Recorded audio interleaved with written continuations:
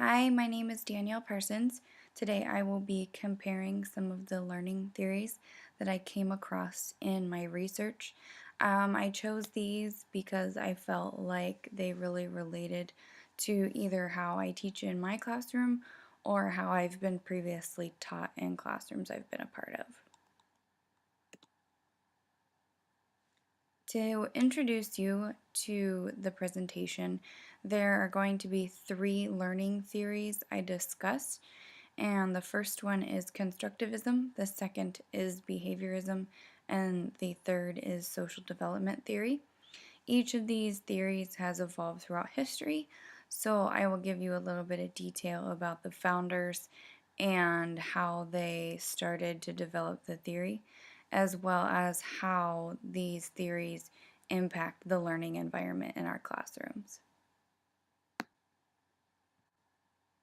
The first theory I will discuss is constructivism, and it's based on learners as they use their background knowledge from their life to evolve and solve new critical thinking problems. It really encourages learners to interact with their peers and apply the information that they had to a new situation. Because of that, teachers really need to be serving as resources for students but remaining in the background to allow the collaboration between students be the way they are learning. When it comes to impacting the environment, students need information access. They need to be able to get information either from a person, a technology form, an encyclopedia. They need an abundance of access. Because of this, I really felt like it can be a blended learning environment. It gives them access to computers, books, and people, among many other outlets. There was a study completed by Dermis, and the teachers and principals talked about how there was lack of resources for students to be able to complete projects within the constructivism theory. So even though this is a great idea, teachers are really feeling the lack of resources for students to be able to teach themselves and for the teacher to stay in the background. Historically, Piaget was the one who came up with the beginning stages of what we now view as constructivism. He started developing this idea of child development and how our life experiences will influence how we think and feel about certain situations. In the 50s and 60s, Piaget worked with another man named Papert, and he built his own views about constructivism. He focused more on how we form knowledge based on our situations in life, not necessarily the stage of development we're going through. Through my research, I also found a quote in one of these articles about Piaget and Papert that I really thought just summed up constructivism in one sentence. It says, "The world is not just sitting out there waiting to be uncovered, but gets progressively shaped and transformed through the child's or the scientist's personal experience." The second learning theory that I researched is called behaviorism, and it's a learning theory that says our behavior can be changed or manipulated based on what we're offered, so a consequence or a reward. And this is something that we use daily in our classroom without even realizing that we're doing it. One of the examples I used was I can offer my students, say, a piece of candy for completing their homework. So that's going to manipulate their behavior through a reward to turn in their homework. I could also manipulate their behavior by giving out a negative consequence. So I could take away recess time when they do not turn in their homework.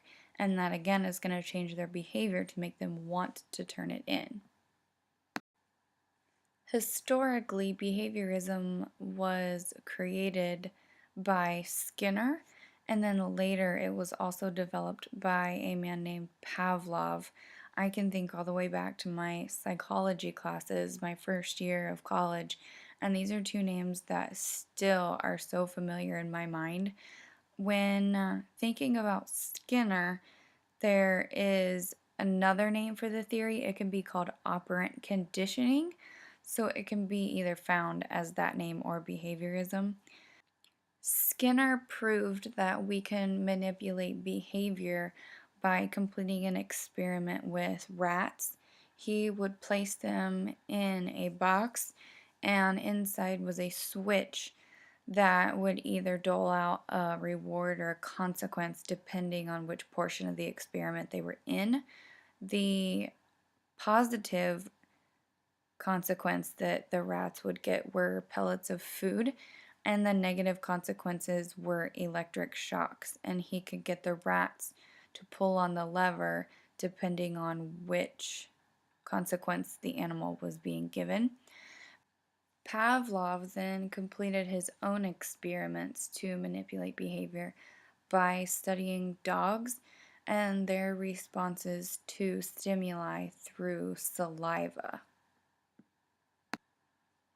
The impact that behaviorism has on the learning environment could really be in either online, face to face, or in blended. Really, we can present either consequences or rewards to our students regardless of the way we are teaching them. The third and final theory that I decided to research was the social development theory, and this is described as how we interact with other people to become critical thinkers and problem solvers. It's a little bit similar to constructivism, but this really focuses on communication itself. Within the social development theory, there is a concept called the zone of proximal development, and it explains an optimal situation for people to learn. The zone of proximal development shows the difference between completing a task on our own versus the potential we have to complete a task when we are communicating and collaborating with other people.